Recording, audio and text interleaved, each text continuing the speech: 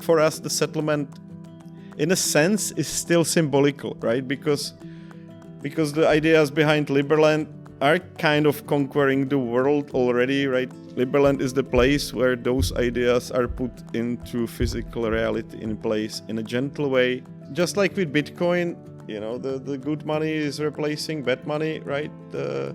There will be a replacement of government. We're simply offering better product on the market. People will, even though they might ideologically disagree because they would like to build yet another communist society, they will be forced by market forces to adjust to the fact that yes, this model is so much prosperous. This episode of the Free Cities podcast is brought to you by Veritas Villages. Now, Veritas Villages are freedom-oriented, energy self-sufficient luxury communities designed for people who want to enjoy peace of mind and real freedom in today's unpredictable world. Join a community of like-minded neighbours who value privacy and independence in a place where you can use Bitcoin, including for the purchase of your property. www.veritasvillages.com/free cities for more info, and in the meantime, enjoy the conversation. Last time I spoke to you, I think it was like 2 years ago. It was in Prague. It was the first time I'd ever met you. I didn't know much about Liberland. So I was just basically trying to work out what was going on, from scratch. Since then, just so you know, I've been to Liberland, as you know. Oh, I got arrested. Yeah. I got kicked out of Croatia. So I have a wonderful please leave the country stamp in my passport from the government of Croatia. I spent a few hours at the police station, which was quite enlightening, actually, speaking to the policemen, asking them about what they thought about it all. And, I got a pretty positive response from them, actually. They were mostly didn't care. And a number of them were obviously secretively behind it, but couldn't admit it out loud. But yeah, so I have been in. I've seen what's going on. I must admit, when I came back from that trip, I thought that you have a massive task ahead of you. It became more real to me at that point. I realized that what's going to make Liberland work is the political, a bit of political chance, let's say. Some person gets into power who's good, who likes you, who likes the project, or a big country gets on board or something like that. But other than that, I don't know what your opinion on it is, but because you actually do the political stuff, but I see a very big sort of gap between what you want in a way and what you've got now. What you've got now is interesting and great and lovely and that, but what's your current sort of feeling about it all? Well, of course, these things don't happen overnight or over summer holiday, as many people assumed. It's a process. I'm thinking about it. It's like a manifestation of global will rather than my own personal will. I can lead the way in some sense, and I'm trying to do that last 10 years. But otherwise, we're literally working in order to align the stars, but we cannot make them align, right? So it's a situation which, there is nothing more powerful than the idea that the time has come for, and we're waiting for that proper time to manifest itself. What struck me when I went to Liberland was that I was looking at what the police were doing, and I was looking at all the hassle, and you were building things and they were knocking them down, and I just was sort of at night, I was so lying there thinking about it all. And I just thought that I couldn't understand at what point the political powers that be would decide to grant Liberland independence. It didn't seem to make sense in the geopolitical sense. Croatia, for example, although they can't admit they own it, because that then implicates them in losing another piece of land on the other side of the river, I also don't see the point of them ever giving it away. So it seems to me like the situation you're in now, which is kind of like no one's making a move. Serbia won't move, Croatia won't move, and you can't move without one or other of them helping. It seems like that might go on for a very long time. What do you reckon? Well, there was a major advancement since you came last time. Right now we are building on Liberty Island. We didn't have anything knocked down on Liberty Island ever. Maybe strategically it would have been a good idea to start from Liberty Island because it really has a very special status in that sense that it's not only in any Croatian map, it's not on any Croatian papers that it belongs to Croatia, but also it's not part of the forest. And from the forest side, the Croatian police and the Croatian forestrymen were using the authority because it's a forest and they're a forest company. Well, this is not part of forest and they have literally zero authority to knock things down there. Yes, they can come and they can bother people, but they don't have the power to clean the forest like they claim they have in the rest of Liberland. Based on some paper 7 years old from the Ministry of Agriculture that they're supposed to take care of the forest in the area. They now register that forest on that base. They register it as a forest outside of Croatia with unknown owner, right? But they have the power to clean the forest and they are using that power to take our bikes and cars and everything that they can find. But legally speaking, I mean, from what I understood, they should not be seen to be operating within what is called Liberland because it then implicates them in ownership of it. And if they own it, then that means they lose all the other land that's being disputed, which is much bigger. Exactly, and that's why Serbians are watching us very closely and they're gathering the evidence, right? But that is happening. And so you mean Serbia's kind of on your side in that sense, because if they can prove that Croatia are controlling Liberland, it means they own it and they don't own all the other stuff that's now disputed on the other side of the river, right? Yes, in that sense. But there is this status quo where Croatia has really not made any move to officially claim it.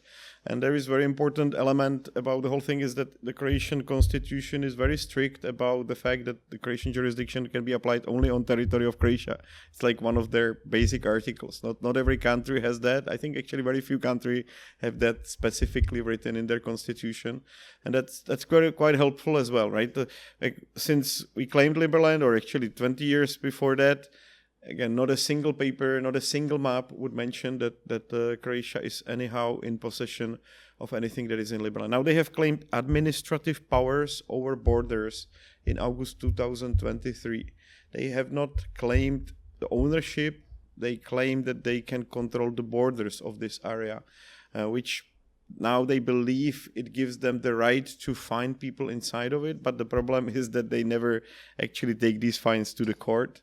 So we cannot even see if that would work with their own courts, because they know that every single court decision that they would again make their case for claiming the parcels on the other side of the Danube even harder.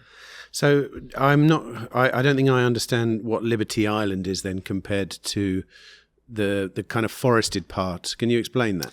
Well, Liberty Island is this piece that most of the people think is the whole Liberland, right? So this is this beautiful 1.2 kilometer long sandy island, not part of the mainland of Liberland, but kind of in the middle of Danube.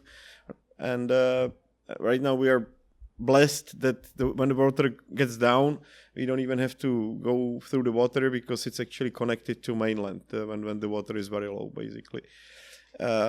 So yes, Liberty Island is this beautiful piece of land that literally has zero connection to Croatia, where right now we found the status quo with Croatians that they don't feel they would want to cross this red line when they really have zero paperwork to claim that they can relate to, and they're leaving us alone, and they have actually left anything that we built on Liberty Island alone from beginning. We were a little bit unlucky that 1 year after we moved into Liberland, there was the 50 years flood and then 30 years flood.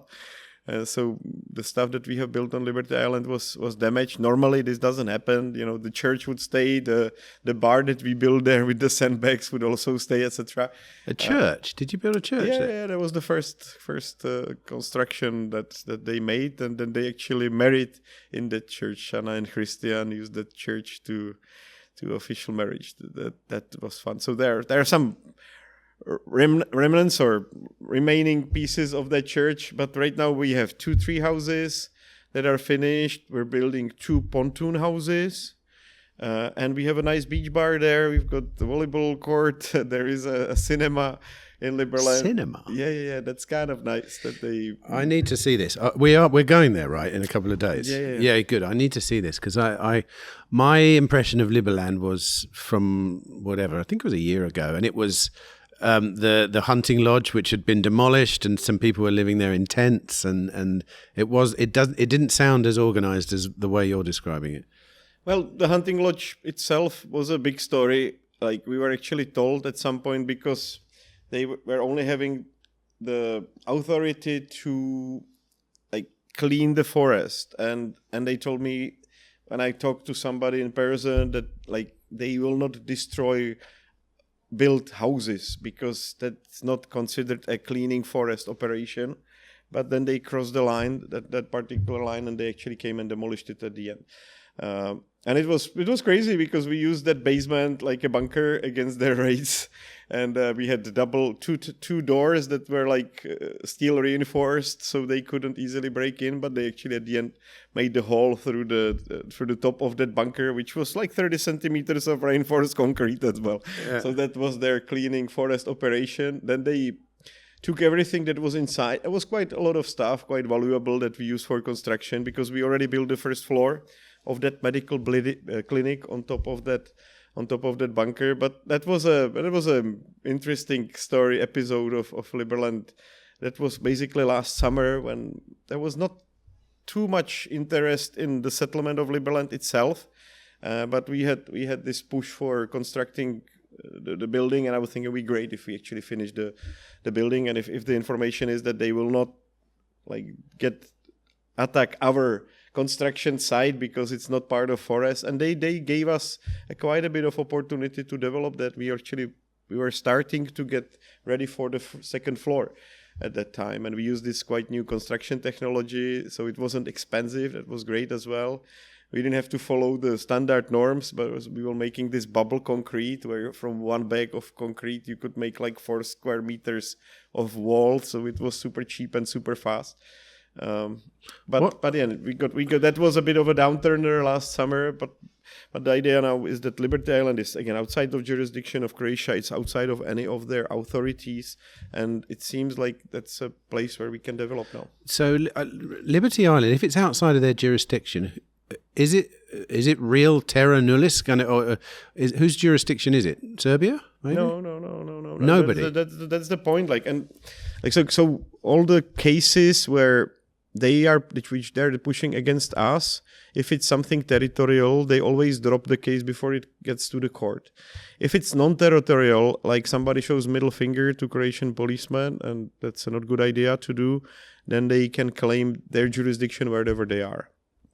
But if it's territorial, they give us the fine, but they never take it to the court. And so that's very important, right? Like, because we have like 140 different cases which they basically dropped. That's what they told me, that we're winning the war against them. And our technique is bloody fingers, because their fingers are bloody from writing nonsensical fines, and they have to literally fill like 2 A4s with handwriting to get that fine published. But then nothing happens. So we're just chilling when they do that. The police system was rather arcane when I was there. Everything was filled out they were typing it actually on an old-fashioned typewriter. Really, yeah. But if they come to you and they try to fine you, I don't know, for not having dog on the leash, which is a traditional fine, and it's really funny in Liberland. What's happening is that Croatia is doing everything it can to abuse its own legal system to legally harass us, right? So it's unbelievable. Like where else would you get fined for not having dog on the leash in the middle of the forest in the no man's land than in Liberland, right? But that's quite important. But what is also important that what I wanted to mention is that when we actually turn to their courts for their robberies inside of Liberland, they basically tell us, sorry, we don't have jurisdiction. And it's very important, because that really, and it's not just the courts, it's the prosecutor, right? So they basically, like the Croatia as an entity claims they can do whatever they want in Liberland, including like stealing people's bikes. based on the fact that they don't have jurisdiction. No, based on the fact that it's terra nullius, basically they can do whatever. And their courts, even though those crimes are, or crimes, basically cleaning of the forest, let's call it that way to be more diplomatic, is committed outside of Croatia, they cannot do anything about it. And what they also tell us that there is no other court that we could turn to. They understand that they don't have jurisdiction in Gornja Siga, in Liberland, and they don't know about any court that we can send this request to. Can't there be some kind of international arbitration court, for something like this? Or would that mean they would have to recognize you as an independent place or something like that? Well, that's what we're building. We can do international arbitration if we have a backing of a sovereign country. That's one of our strategies right now. We can be kind of part of that. We can become ourselves more recognized by different international organizations that can also give us some backing. That's also one of our strategies that we are pursuing. If you're not a recognized country, you don't have much ways to fight for your rights other than basically making friends, diplomatic friends with other countries that can give you some hand, right? And there are different NGOs as well that can be useful inside of Croatia as well. I'm happy that we found a couple that are friendly and want to help us with it. How's the diplomacy going then? Have you got diplomatic relations with anyone? We do have dialogue, which is very important. We didn't have any dialogue for 2 years. Now we have some sort of dialogue again, which is very useful with some Croatian institutions. What about other countries, like diplomatic? I've heard a number of things. I don't know whether these are true. I've heard that Milei in Argentina was kind of backing you. I heard that in what's his name in El Salvador showed some interest. What's the reality of all this stuff? Well, Salvador, we were there on an official diplomatic visit. I think we were on a very good track to getting fully recognized there, but then that's why we changed the strategy. We no longer discuss these things publicly because in El Salvador, literally 2 weeks after we came out of El Salvador making all these arrangements, Croatia stepped in and they sent a bunch of people with a lot of money there. So they paid them quite a bit of money in humanitarian efforts. They built them a new school and they told them not to recognize Liberland. So it's kind of interesting that Liberland is able to incentivize humanitarian aid all across the world coming from the Croatian state budget. But you can see that they are actually taking us seriously. It's fun and we also use it as one of our strategies. But we cannot get far with open diplomacy in this way because everything we do, they're of course able to outpay it right now. Even though we have Justin Sun on board, he is quite capable to push a lot of things financially with his $8 to $40 billion net worth. And I think we have a wealthiest prime minister ever on planet Earth. Or maybe second wealthiest. I don't know what it would be the exact numbers based on the net worth that he has. I must admit I thought that Justin Sun thing was a bit suspect. Because I'm in the Bitcoin world and he's not at all trusted in that world, at least.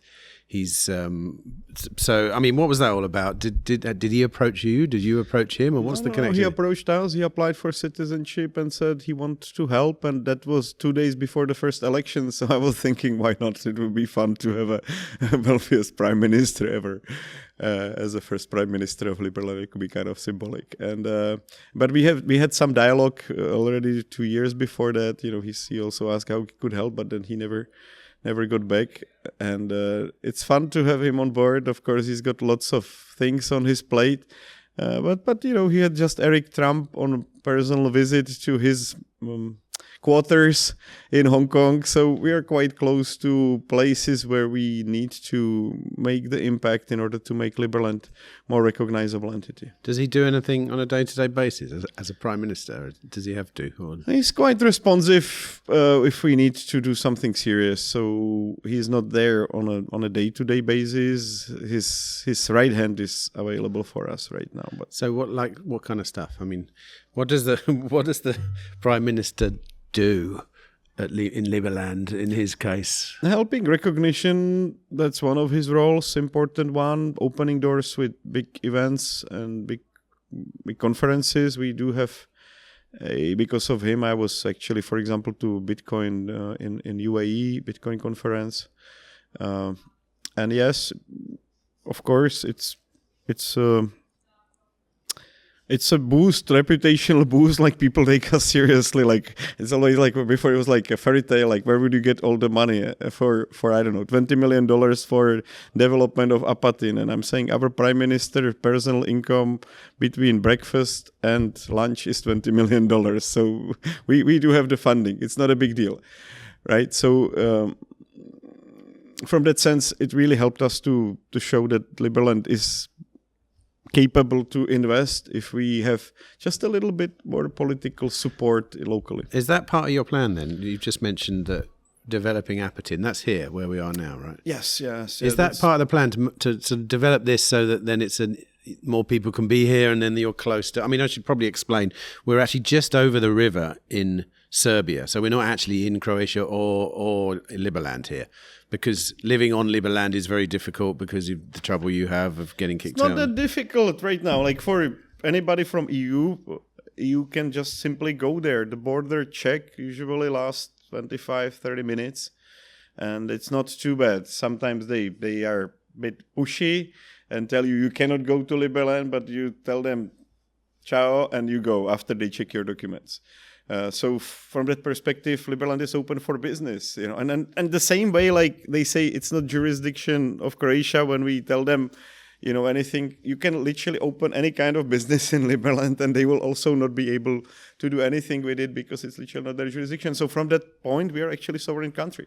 We do get quite a lot of police checks from our neighbor, Croatia. We get, tonight, for example, very interesting. Nobody showed up the whole night.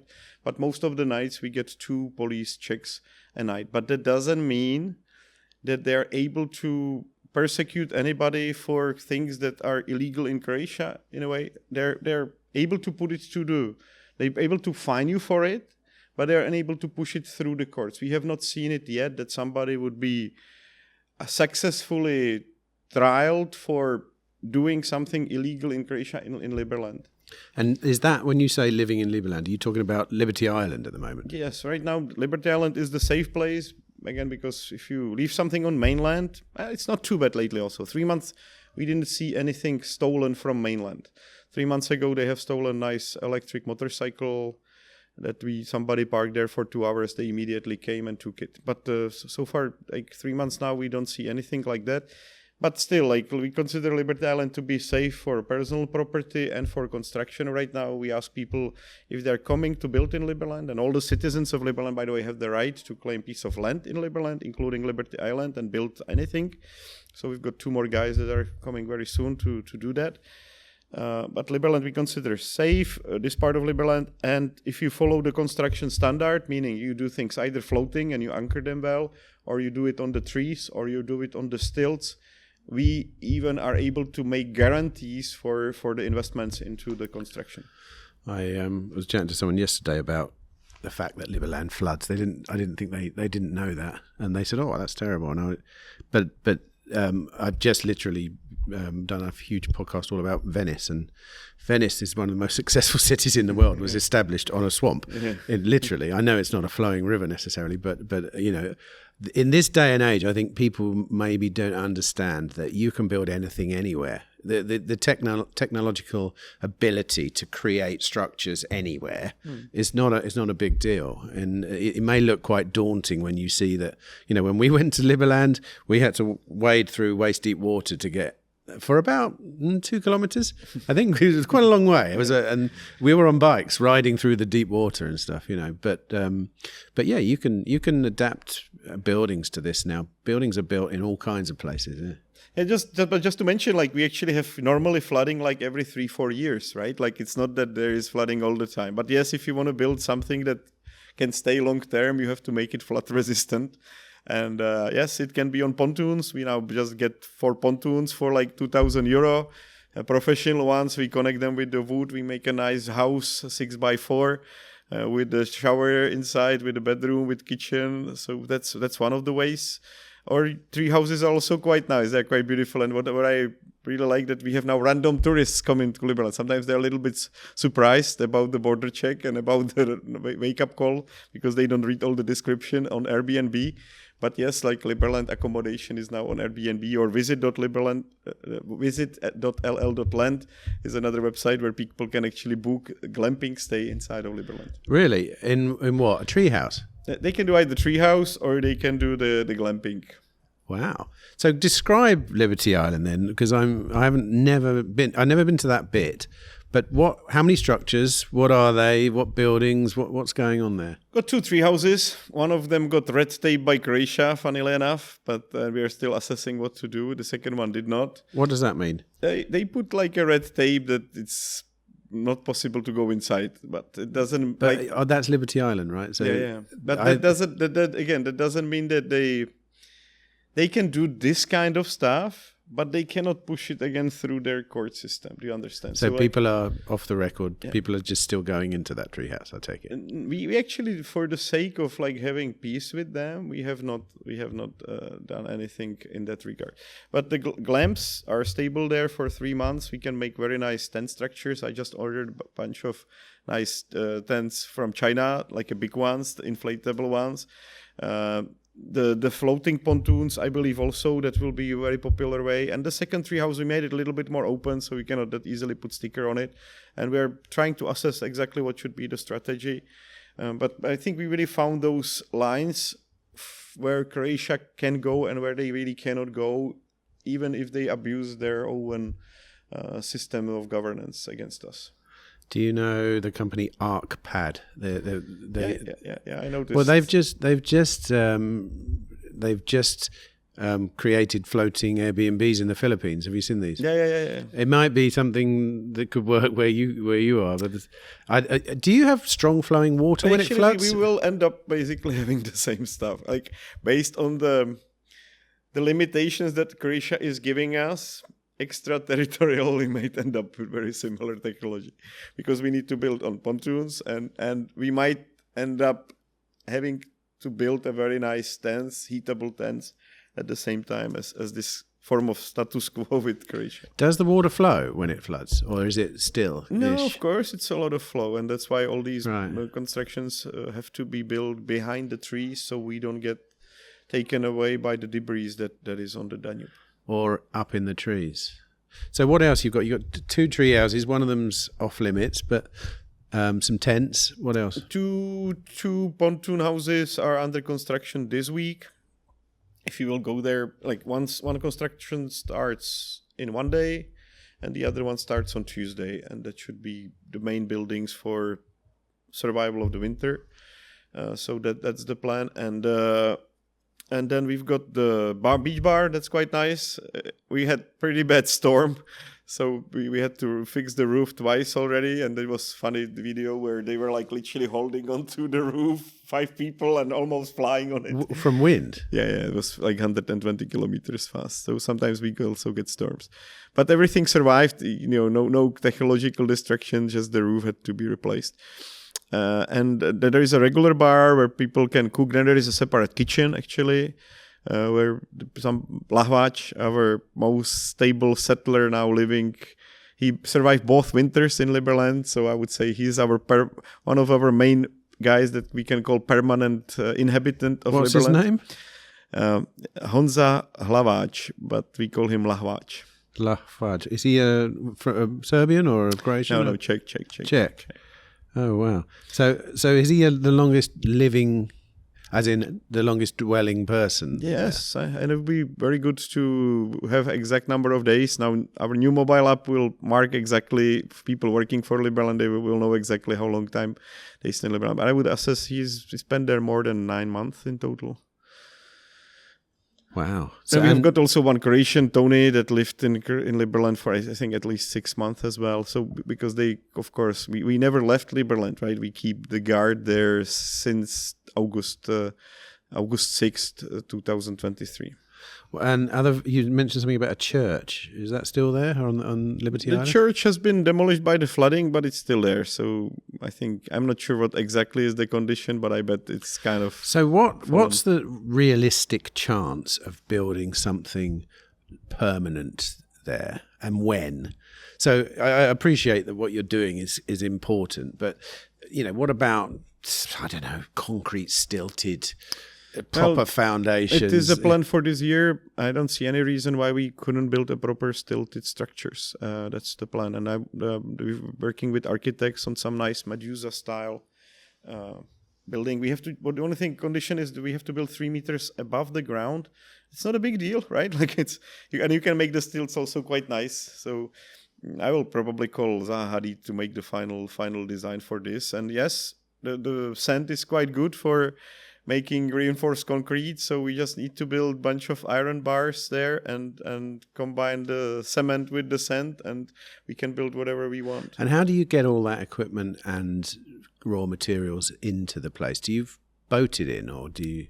The status quo now with Croatia is that it's not possible to boat anything in Liberland, so we can partially boat it in 1 kilometer away from Liberland, but to my understanding right now, they're really into stealing our boats for no matter what kind of reason. But I'm okay with that. We don't need it.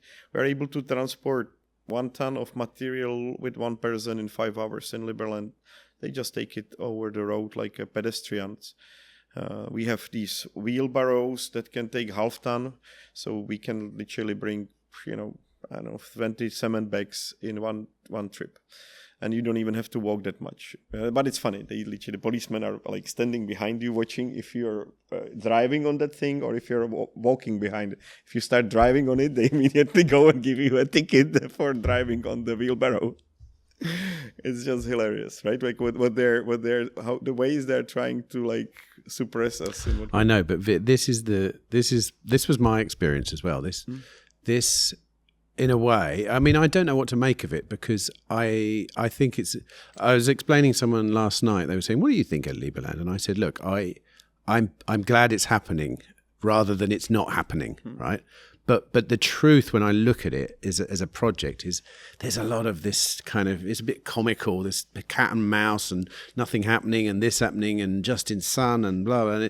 And it's like, is there a point where, is the idea that in the end they just give in to this, or because it's by its nature not, it's harder for people to take it seriously when things like that are happening. Do you know what I mean? And I don't think there's anything necessarily wrong with that, because how do you create a new country and then have people take you seriously? Like what do? You get nuclear weapons or something, I don't know, and then they take you seriously. But you can't do that. You can't do things like that. First of all, let me knock on the wood. There is a proper wood here. Yeah. We didn't have a single injury, right, in Liberland. I want to keep it that way. We want to keep that conflict very gentle, and it's not even a conflict. Again, I consider it like more like a spanning partnership with Croatia. And yes, like Liberland, like you see, there is this, I would say, west-east conflict line now in Ukraine. Like the west is fighting against east, but it's the same system. Like two very similar systems are fighting each other. In Liberland, it's literally the new system building up itself against the old system, right? And imagine how much resources is spent on this west-east conflict, which brings zero, basically, values to the humanity. In Liberland, we are spending micro resources to push forward this creation of a new society, but really from grounds up. And this is the thing about sovereignty, like nobody's going to give it to you, right? You really have to build it step by step. I mean, eventually somebody can give you the sovereignty, but you have to deserve it in the first place. It's like the God, it only helps the ones that can help themselves. So that's what I'm talking about, that this conflict is very gentle. And to be honest with you, like for us, the settlement, in a sense, is still symbolical, right? Because the ideas behind Liberland are kind of conquering the world already, right? If the president of Argentina was running his campaign on the platform that is a general from Liberland coming to save Argentina, I think that was very powerful statement, because literally, like, Liberland has taken over Argentina in some sense. But of course, this is mainly about ideas, and this Liberland is the place where those ideas are put into physical reality in place in a gentle way. But we never know, which country might just jump right on these ideas that we have built, or on a blockchain governance that we have foreshadowed, and will simply forward these ideas decade ahead. But so how confident are you that the ideas, like say the ideas of liberty, are well accepted enough by just the general public? I mean, I don't necessarily see that. I see about 20 to 25%, probably, if you're lucky, percent of people who would actually think, yeah, they should be able to do that. And we're kind of like hardcore freedom lovers. Most other people don't really would look to the state for a solution to everything. So their first thought would be, well, what does Croatian government want? Or what does the Serbian government want? And, it's quite a normal reaction to have, because most places run like that. Your theory is that as the ideas of liberty spread, places like Liberland then get more authenticity, and it's more likely to sort of manifest. Yes, and what is really nice about Liberland is this genuine terra nullius case that we have been building it up from, right? So that really, I believe nobody can take it away from Liberland. It becomes the mecca of these ideas, no matter what, right? Because this is the place where these ideas have grown from grounds up. And yes, I have 2 other presidents. We are in dialogue. They're interested in utilizing our blockchain governance and these ideas that we represent on not necessarily on their country directly, but maybe on some free trade zones. So yes, it's becoming popular, and I believe that the future really holds the fact that the taxes will have to be voluntary, basically, sooner or later in most of the countries, and the governance will have to be on blockchain in order for the countries to be competitive at all. And of course, it will probably take some sort of shift of paradigm, or some sort of more harsh going down to the bottom, like in Argentina, in order for people to realize, but at some point it will. And what is also very important is that we are not pushing these ideas on anybody, right? Like, we are not saying you Croatians should adopt less taxes or should adopt less regulations. Like, you guys can do whatever you want. You can make 100% taxes, come up with communism again, make the bureaucracy 2 times harder. It's okay. It's your land. It's your business. But in Liberland, we really want to make a free society, free, prosperous society. We're very open about it, not hiding anything, So then it's really up to people what they choose. If they want to support, you're talking about the Croatian policeman, if they want to support a system that they don't see as efficient, or that prosperous, or support a new form of society. And yes, I also made it very clear, like, every single policeman in Liberland will be at least 3 times better paid than in Croatia, because I believe these guys are really heavily underpaid. One other thing, I wanted to actually, before we talk about voluntary taxes, I'm interested in that. Something I've often thought about when I think of Liberland, and in having interactions with Liberlanders and people involved in it, blah, blah, blah, is that if I try and imagine the future when Liberland is recognized and suddenly everything's fine and you can do whatever you want there, and I do kind of envisage a lot of chaos, because there seems to be a lot of people having a lot of ideas about what they want to happen. Is that a fair expectation of what might happen if suddenly there was no pushback against Liberland? Well, yes, from that sense, I'm grateful that we had these 10 years of relative non-development, physical development of Liberland, and we had time to develop the constitution, and I'm quite happy about it. It has become a nice document, and I hope we will be able to have a serious debate about it in Prague on the Christmas party that we have in December, and that it will be adopted hopefully by the 11th anniversary in April 2026. And then, if the structures of governance and the constitutions are firmly set, I mean, everything in Liberland already works in line with the constitution and in line with these basic principles. So the Congress is elected in the same way. Everything is already in blockchain, but it's not codified in words. it only is codified as a smart contract, which actually is ultimately the only thing that matters, right? Because you can bend the words, and you have seen it from other constitutions in many different ways. But in Liberland, our constitution was first written as a smart contract, and now we're putting it into words to kind of give it humanly explanation. And by the way, you're very welcome to read it, right? If you just put Liberland Constitution, you should get directly to the Liberland forum and then click on the latest version, make the comments, etc. So we welcome anybody that is interested to see how we operate internally, to jump right into it and leave us some comments.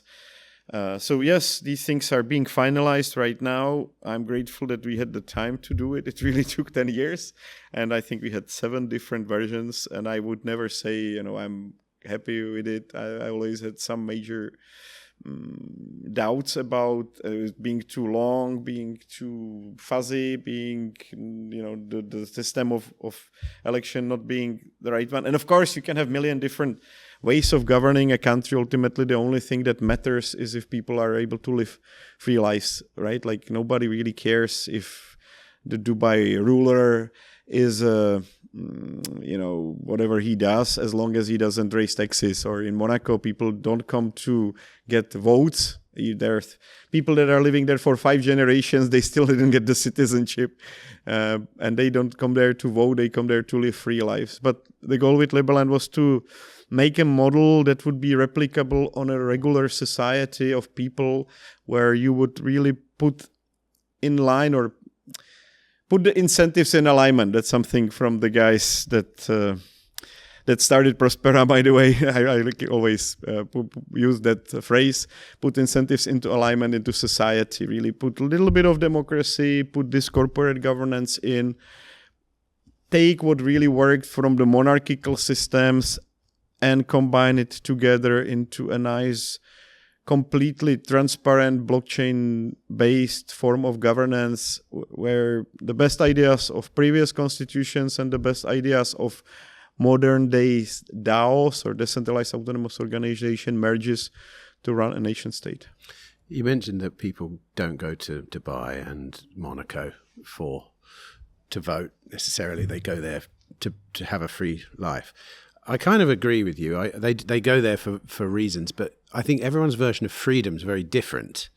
That this is what I mean about the chaos that could exist in Liberland if in the future at some point. Because what freedom, there's a limit to what freedom you can offer people, in a sense. There have to be some rules. There have to be some things they can and can't do. And I do notice there's a strong contingent of Liberlanders who seem to be very much the absolute freedom to do what I want kind of people. And I'm not sure that's a model that can work. I mean, in Monaco, sure, you're taxed to zero, so you're free in that sense. But there's very strict rules on parking, for example. Yeah. You can't just park outside outside a hotel, the casino, and your car will get towed away. Things like that. So how, that's what I mean about the chaos. That how do you keep everyone happy? Like, what is free? What is free in Liberland? Well, we want to have a strict private property law, so you can do quite a lot on inside of your own property. You can park wherever you want, right? We don't want to regulate it too much. But for example, right now it's in this interesting case when it comes to building standards, and there has been quite a lot of debate about having any building standards. But yes, I think it's okay for government to actually give guarantees for construction right now, but only to the buildings that follow some building standard. If I'm very certain that the building will float away next year and potentially take a couple more houses with it because it's not going to be well tied and will not follow these construction advices. So a lot of things can be actually sorted out by private sector that they will not be insured, right? If you don't do things in line with some sort of standard technology. So yes, all these construction norms will be applied in Liberland based on the fact that they are actually useful if you don't want to have your house falling down on you. And we're not worried about that element at all. And in general, yes, we actually said that we are okay with having Croatian criminal code for now, because it's not too bad. Like, it's not too bad. Like, if people really steal from each other and they don't, they don't give the money back. We have, of course, a system of merits, which is very important. So we can basically, through the courts, take away immediately the shares of Liberland as a form of compensation, or partially take them and wait if the people will sort out the situation. But yes, like, people should go to jail if they murder somebody, if somebody becomes dangerous and starts to kill other people. 20 years in jail, probably, according to the Croatian system. So that is not the big problem. The criminal code really is not the core. All these like retarded bureaucratical processes, which really make me think, should I ask for building permit in Serbia or in Croatia, or just build a house in Liberland? What is more viable? Because both things are very painful, right? Like, it's unbelievable how many papers you have to collect here as well in order to start a reasonable construction, and how much troubles you have. So those things will be much easier in Liberland for sure. You're not going to have to wait 5 years for transfer in the land register. Everything happens in a split of second. It's already on blockchain, all the land register of Liberland. By the way, you can go there, landregister.ll.land. You can see the plots and how people have claimed them. So these are the things which really matter, right? Like, remove all the bureaucratic obstacles. Don't push people to pay taxes. They will immediately jump into Liberland. And they will actually be happy to pay taxes, and especially if they see that their tax is going to some particular thing that makes sense, to have the name on the bridge. Why not? You can chip in some money. Talking of taxes, going back to what you said, you mentioned earlier that you think that at some point all taxes will have to become voluntary. Are you talking about globally? That's just the way that the market of governance will trend. Is that right? I think that will be the result, yes. And explain that. Well, because just like with Bitcoin, the good money is replacing bad money, right? There will be a replacement of government. Like, we're simply offering better product on the market. People will, even though they might ideologically disagree because they would like to build yet another communist society, they will be forced by market forces to adjust to the fact that yes, this model is so much prosperous. And we see this huge resilience against free markets. Let's name it South Korea and North Korea. You can have these two models like living next to each other, and still the South Korean model is not bringing enough innovation to North Korea. Yes, so there is this huge sturdiness, or how do you call it, from people and about their lifestyle, and of course there is crazy governance model that were developed all around the world that will make it harder, but eventually the better governance model will replace the old bad governance model. Hopefully. Funnily enough, I did an experiment with ChatGPT the other day. I basically prompted it to create 100 competing small places, and I told it to implement different governance models. And my theory was that they would all trend to free market. But it didn't, actually. It trended to about 20% of them authoritarian communists. And that's ChatGPT, which is pretty communist anyway. It's got a bit of a communist slant on it when you start going under the surface. Because that was my theory as well. It's like, if you have socialist systems that have a welfare state, will attract more non-productive people than the freedom places, because they're looking for the free money that the state gives them. And as a result, people will then migrate away from those places, which is kind of what we're seeing happening on a geopolitical scale now in my country. The middle class is seriously hacked off with the government because they're literally fleecing us of so much money. And we hear stories all the time of how many people are now leaving to go and look for another thing. So it's, in a geopolitical sense, it's happening. But in a small scale, if you have really small competing places, it should happen much faster. It's the difference between the sort of welfare state-driven model and the free market model should be way more prevalent and way more obvious, that productive people will go there and non-productive people will go there, and this one will collapse and that one will rise, Well, of course, but I would say, how would it... I think Einstein said it, there are two things that they're endless, and one of them is the human stupidity, right? So we're dealing with a lot of a lot of resistance from that side. It's unbelievable how much crazy stuff humans have created just in the 20th century alone, like all the dead people for nothing, right? It's instead of focusing on building, people are literally focusing on destroying things, which, to me, it doesn't make much sense. But yes, it's probably this yin-yang, whatever, universe has to be in balance scenario. But from my perspective, we have, as a society, have done so much crazy stuff, it might be a good time to do something reasonable again. I was going to say, are you of the belief that we are the pendulum is very much at one end of the spectrum at the moment, which is the kind of socialist, authoritarian type end? I mean, most of the democratic systems you see around the world are very undemocratic. They're very authoritarian, right? Well, as long as you have somewhere to go to, and we still have quite a few places around the world. By the way, we just offered a very good price for a residency program in Paraguay for all citizens and for e-residents of Liberland. So we are also building up a place or resort in Paraguay as a form of expansion, because we really appreciate that Paraguay is one of the best places to have a tax residency. And we cannot even compete it from Liberland perspective, right?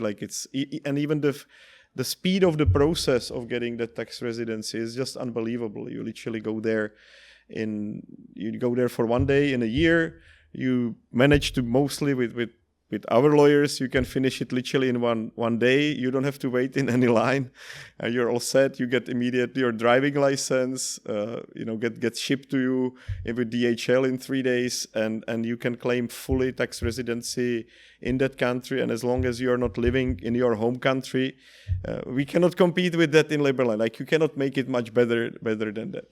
So we decided to simply put it on the dashboard. People get e-residency of Liberland, and they get discounted services for e-residency. And I think maybe it's still running that all the new citizens of Liberland get also the tax residency in and Paraguay. Have you got any land down in Paraguay then? Or? Yeah, we've got quite a few development projects where we're still making the move to which one to go to. We always have partners for this, but there will be a nice Liberland place in Paraguay. And so, but it wouldn't have no autonomy or anything like that. It's just the brand of Liberland. Yeah. That's the idea. And of course, it will be kind of agorist place within Paraguay as well. Well, this is the interesting thing, because I'm obviously a keen observer of the whole free city type movement, and the really active end of the movement is the intentional community end. You see that everywhere. Every time I go somewhere, I meet new people setting up intentional communities, especially in Central America and South America around there. And it does appear that many more of them than normal are thinking a little bit more about autonomy now, because there wasn't such an issue, I think, in the past. People were left alone. But being left alone is becoming harder now. So as a result, people who amass together in intentional communities have to then think about, well, how can we make sure we're left alone? And I do wonder whether that isn't one of the most important ends of the spectrum, which is pushing up from the bottom up. So they're building cities, they're building places, they're living there, and then they're starting to deal with the independence issue, rather than somewhere like Prospera, where they basically get permission to be independent, then they build the city, And I'm all for the intentional communities now as well. You do tend to see a little bit more chaos, though. A lot of more ideas of people. I'd call you. You're kind of in that group, really. You've kind of you're building it, bringing the people, and then building it as and when. Well, to be honest with you, I'm surprised that it's not a little bit faster, right? Prospera has been also growing. I would say that they're the most successful intentional community, and of course it was a big political fight, and this is the problem when you're not sovereign. They can kind of take away your rights whenever the political spectrum changes, which is risky, and that's why we decided to go with full sovereignty. But on the other hand, I just wish that these intentional communities, even the Liberland ones, were a little bit faster to grow. We have a very nice project now in Zanzibar. We will release that very soon. That's a $10 million investment project. I think that's something. Another Liberland project. That's going to be under Liberland flag. That will be major thing. I hope that we will be able to release that news publicly very soon. And yes, there are quite a few micro villages in Mexico. We do have micro village in Portugal, etc. And of course, like we naturally tend to bring in anybody that does something like that, but I just don't see enough growth. I was thinking it will be much faster. People in different countries would get quicker together and build a nice libertarian community. But maybe we'll see that next year when we announce this, for example, this project, we will see much more results. If Croatia approached you and offered you a deal in the vein of ZAs in Honduras, would that be something that would be interesting or not? Or are you just hell bent on pure sovereignty? So I mean, that's the case with Liberland. I don't think we are willing to compromise too much at this stage. We want to run our business. We are happy to take their advice, but we are not in the situation to become a autonomous territory in Croatia at this stage. But again, we are open for discussion. We are not closed-minded. And what did Serbia think of this place? We're in Ark Village, which is a Liberland kind of settlement on the other side of the river, but we're in Serbia. Does Serbia even care that you're here, do you think? Do they pay much attention to you? I think they do pay attention. They watch us closely, and they see that we're bringing value to the region. So they don't have any problems with us here. We don't have any problems with them. But yes, of course, I wish the bureaucratic processes in Serbia were a little bit faster than they are, because if they were, we would already have also like a flourishing city here, but under the current circumstances, it's a bit more difficult. But we're launching the longevity and spa 200 meters from here in a very nice historical building. The construction will start in 2 months. You're very welcome to come for our longevity conference in November 1st and 2nd. That will be the official launch. And we are building 9 plots over there. Very, very beautiful ambient, with swans and with horses now, if you go there. Nice oak trees, so there will be a lake in the middle. So we are expanding here as well, and not just leaving this area, which is still frozen because of some bureaucratic processes. There was, according to my original plan 5 years ago, there was supposed to be a nice hotel right next to this building, but it's impossible under current setup. But not because we wouldn't have money or we wouldn't have capacity, just because things are a little bit difficult. Right. So you're expanding wherever you can. You'd love to expand in Liberland, but it's more difficult. But we really have open doors right now. Like, imagine we have 1,200 citizens, and now all of them are actually welcome to come in Liberland and build, and they are getting sovereign guarantees for the investments that they're making in Liberland. So what does that mean? Well, that means that they're actually going to get, in the case of something happening to these structures, political risk or any kind of flooding or anything, and if they build according to these construction standards, we're giving them sovereign guarantees backed by Liberland merits for these constructions. So a kind of national insurance. You're kind of. What, pound, euro for euro? If they build 100,000 euros worth of thing and then it gets washed away or it gets taken away, are you prepared? They're getting the insurance, or not? It's not insurance. It's like sovereign guarantee. That's the way we should call it. And they're getting it in merits. So the shares of Liberland are. Oh, right. Okay, in your own. Yes, right, but not in the liquid form. They're getting it in the stake form, like everybody else that pays taxes. That means we can talk about it, of course, how the system because we use it for voting, we use it as a collateral in our in the criminal cases or any kind of disputes. We use it as a form of reputation. Even companies, basically, when they pay taxes, they get staked merits, or we call them pooled merits. That means they're quite frozen on the blockchain, but you can unstake 10% a year. So you can still benefit from, you can ask for your taxes back, or for your voluntary taxes back. Think about it, the taxes are voluntary.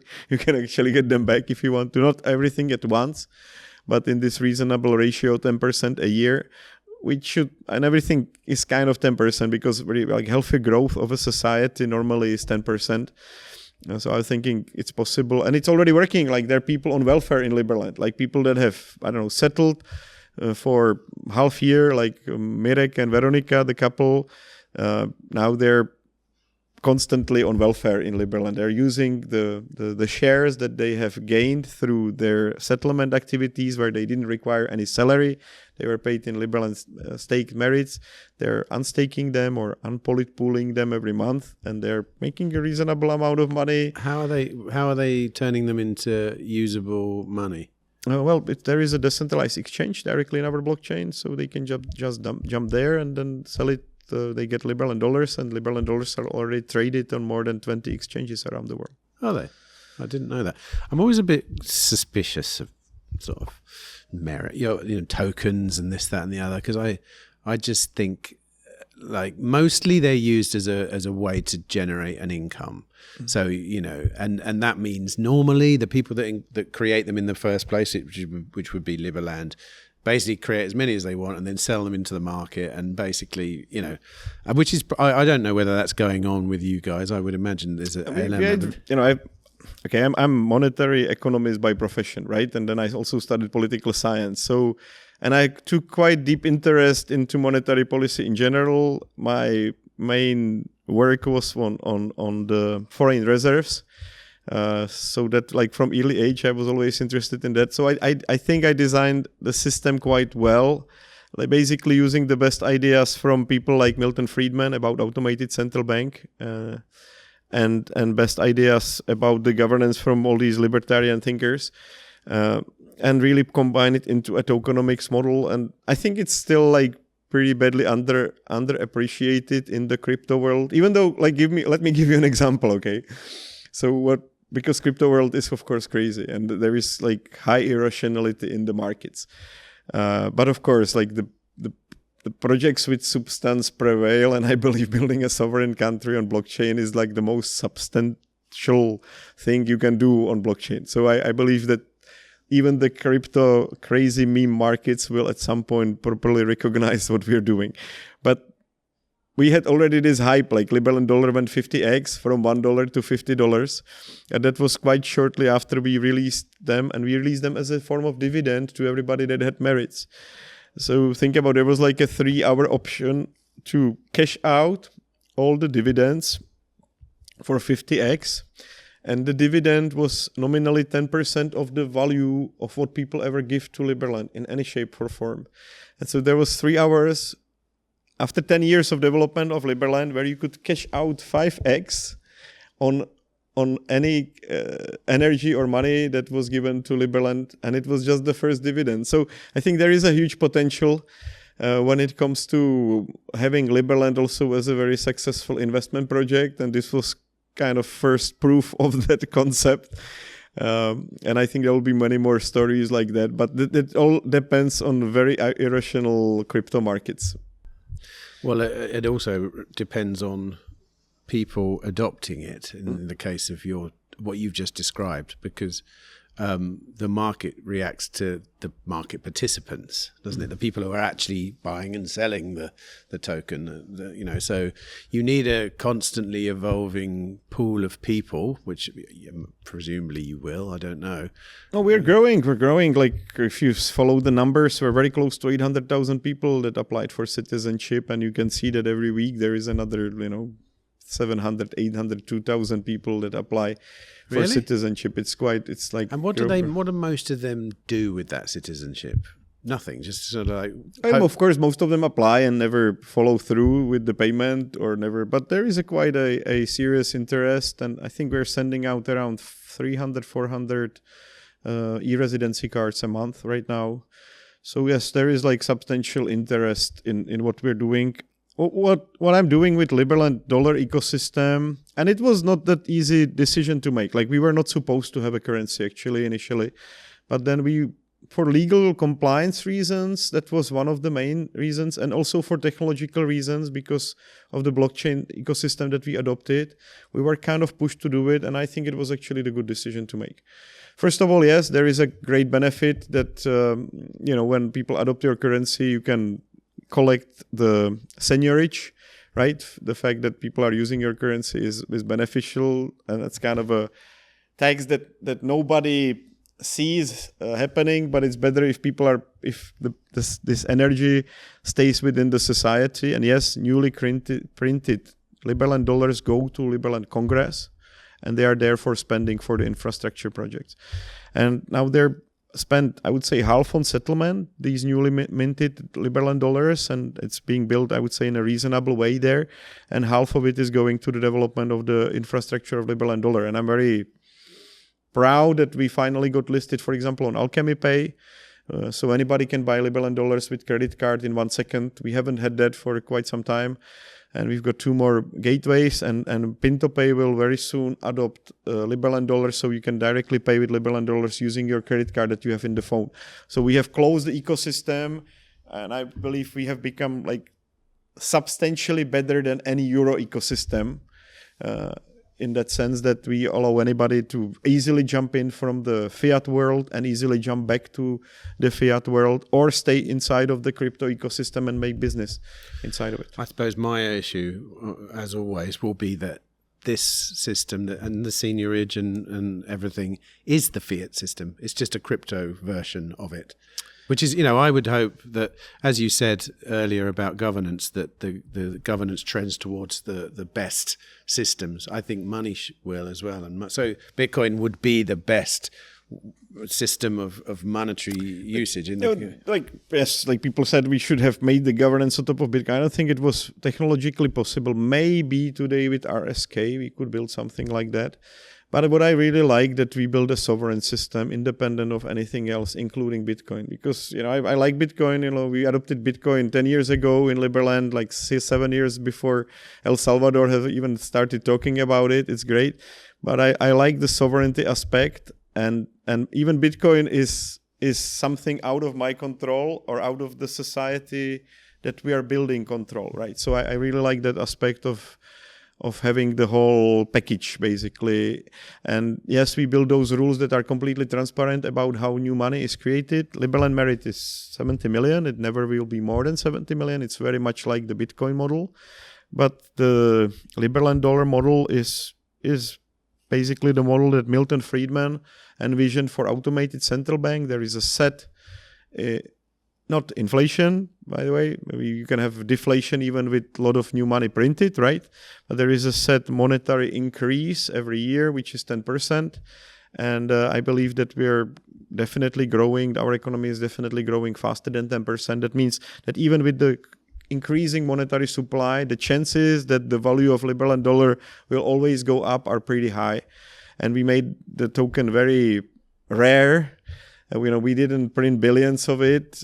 So I think if we just see a little bit more general adoption outside of Liberland, which is going to be very likely if we keep all these cool ecosystem things like the credit cards, like onboarding, easy onboarding, like putting everything into one mobile app, then we will see people using it all around the world. Yeah. You hit the nail on the head. I think when you mentioned that system allows you to be in control of everything. I think that is the point of Bitcoin. You can't be in control of it. It does defund governments, and you are, I suppose, a government. So, that is a very large debate, probably to be had. This is another debate, by the way. Like, still, you've got the developers that are in charge of Bitcoin development, right? There was huge debate about the size of the block. It's still man-made thing, right? Even though it's mathematically based, it's man-made. There are still developers. There are still miners. It's not a Liberland sovereign project from that. It can be hijacked, actually. If people say it cannot be, it can be hijacked. Like if you actually call half of the Bitcoin miners and you threat them that you will shoot them if they don't do something, it can be hijacked also on that level. So, and again, I'm 90% of Liberland monetary reserves are in Bitcoin. We are putting 10% of our monthly revenue always to Bitcoin for reserves. So we have adopted that strategy very well. But I'm just saying that for us, it's not like a religion that it has become for many people. We see it like realistically in that sense that there is always going to be evolution of monetary system. Like Bitcoin is not the ultimate answer to everything. No, it's a very good system that will probably prevail for another 30 to 50 years, but it's very likely to be at least, like if you now jump into Solana ecosystem, it's just amazing, right? Like in that sense that you can literally flip any asset for any other asset in 1 second.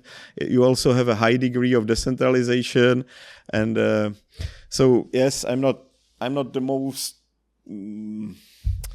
Bitcoin fundamentalist as many even Liberland citizens are. I'm a big believer that this is a great way to decentralize, take the money away from the state.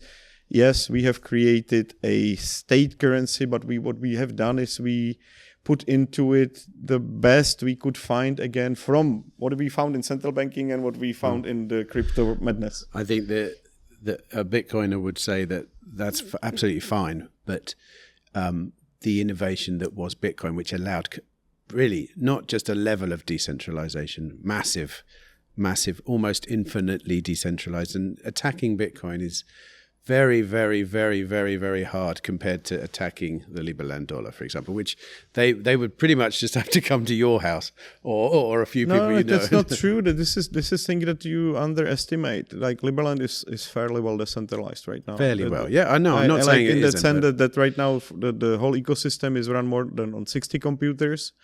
You would have to actually not knock on these guys' door one by one, and like any citizen has the right to build another node.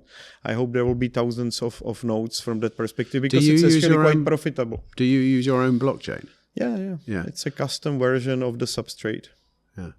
Yeah. I once again, good, but you can't. That idea that could never compete with the Bitcoin blockchain, which is just the big daddy of them all. And if you really, I'm not saying that it's going to be an issue in the future, but it certainly won't be an issue for Bitcoin. And I disagree with you that you could convince devs to change the Bitcoin protocol and I think that would be almost the chances of that is negligible. Well, there must be, of course, there are major upgrades now and on, and of course, like we are 3 months or 3 years away probably from like serious quantum computer problem. Like I think everybody underestimates the speed of development of that. My personal estimate, it will be under 3 years when it will become a serious issue, because this development of quantum computers is also going exponential, and everybody is talking about these qubits and how it's going to take 10 years for them to build up. But then you see that next week somebody already doubled the number of qubits, right? But that's more of an issue for you. I mean, as far as I understand it, quantum Bitcoin is already in place and ready to go. But your own blockchain might have that problem. Is that right? Well, we will be able to update as well, but I'm just saying like somebody actually has to update Bitcoin as well, and it's also a political topic, how to update it, right? Like I just like don't tell me that the whole thing is not also quite political inside of the it's not that it's so different from any other software projects. There are people in charge ultimately. The miners have to decide if they will adopt it or not. Sometimes they're pushed, but I would not say this is a completely given from God. No, there is a human structure behind it, which is quite trustworthy. It's very well decentralized, but still it's a human concept that these guys are humans that are running these machines that are mining Bitcoin. Yeah, true. And there's a lot of them. And there's a lot of people running nodes as well. Nodes choose what to do at the same time, choose which version of the protocol to follow. But like I say, that's a huge subject. What was I going to say? I mean, I think I'm sort of done here. I don't know. We've gone off on a tangent, but I suppose we should probably finish up talking about what you think is currently happening and is likely to happen in the near future. In the sense that, like I say, my contention with Liberland will always be, it's like you have in your sort of graph of growth, you basically are going to have one absolutely exponential jump, and the rest of it is a bit like that, and then suddenly something's going to happen, and that something is going to be some form of free legitimization, some form of something that happens that means all of a sudden, officially, your biggest problem, which I would say is probably Croatia is your biggest problem, is no longer a problem. Is that a fair way of looking at it? But either way, like yes, I'm expecting some bigger jump, but on the other hand, if we just grow 30% a year, we will outgrow the size of Croatia economy in 20 years from now. Do you understand that? Like, even though if we just follow the Liberland as a kind of brand, Liberland as a brand will be bigger than Croatian economy in 20 years from now if we just follow the exponential growth that we've been. And so, what would that mean in real life as far as a sovereign place goes? I mean, like, of course, it's very difficult to assess. Again, like, Croatians can go WICO and they can like try to really prevent again from anybody walking in Liberland. I don't think it's the case. I think we really came up with the status quo, and I think we are improving that situation. Like, people were not able to live at all for 8 years. Everybody was arrested. Now people can live in Liberland. Croatia is putting a lot of resources to get us out. But we are growing, and we are able to build 2 houses a week now. I think we will expand it to 5 houses a week, and we will simply build a society on Liberty Island. I hope that we're going to be able to keep good relations with Croatia, and they are not going to come up with some new strategies against us. But the Liberland as an ecosystem, if we keep growing 30%, yes, we will be all around the world. There will be probably a couple countries that adopt our system of governance. We will have resorts all around the world at this space as well. And yes, Liberland, we will put quite a few resources to actually make it inhabitable and a sovereign piece of land. And from the budget that is growing now 20-30% every year, we will always put 10 to 15% to make sure that we are building new society here. And I think at some point that pressure will be so huge that even if Croatia simply, I believe they will have bigger problems than to try to destroy a bunch of houses on the territory that they don't claim. Right. This is the fun fact. Like, there is some level of their capacity to just mess up with somebody else's business, and they might also have at some point much bigger problems than putting resources to destruction of what somebody else is doing. Yeah, I mean, I could see that as a good strategy. I think that definitely could work. I don't think I understood how you were dealing with Liberland as a kind of ecosystem. A bit like Prospero have a similar mindset, but they're very much, because they already have their sovereign place in a way, or their kind of sovereign place. They're more thinking about establishing copycat versions of that in other places, which makes more sense. I see you're doing something kind of similar. It's just you don't have your own homeland yet. You don't have the model. You have the model, but you don't. We they're still part of Honduras, kind of. True, I agree. And they are having a serious also legal issues, right? The question is, how far are they able to defend themselves? But it looks like pretty well. It seems to be working. But it seems like eventually they just managed to get rid of any competition inside of Honduras by what the Honduras government did, which seems pretty good. But of course, again, like, they are still within a country that has its own army. They can make their own laws. They can decide not to respect their treaties, just like, of course, we have with Croatia. They could, even though they could recognize us at some point, and they could come back and invade us just because they have bigger army, right? Yeah. But this all comes down to diplomacy. This all comes down to really making friends at the right places and making sure that we survive in this Balkan ecosystem. But people are, used to having new countries here. I think it's a really good spot to start a new country.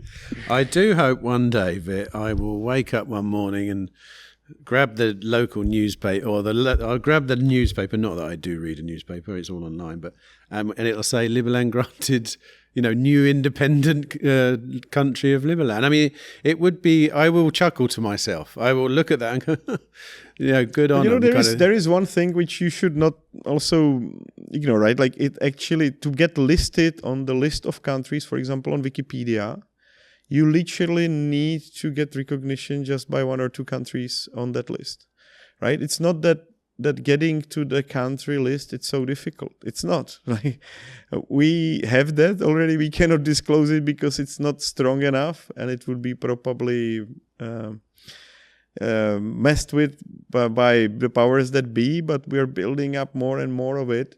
And yes, like, we are actually a recognized country these days. Well, good luck to you. Like I said, I'm glad it's happening rather than it's not happening. I just find the whole thing absolutely, I would call it a quagmire of problems. You're obviously the kind of person that doesn't mind about things like that, but I can't juggle that many issues in my head at once. Yeah.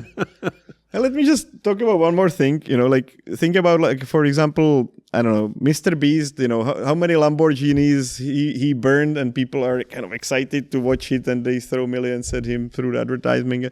Like we have maybe $500,000 of damage from Croatia in last 3 years, right? It's not even one Lambo, but we are using this environment, that like a real case environment, to really finalize our system of governance, finalize the system of how the police will be working.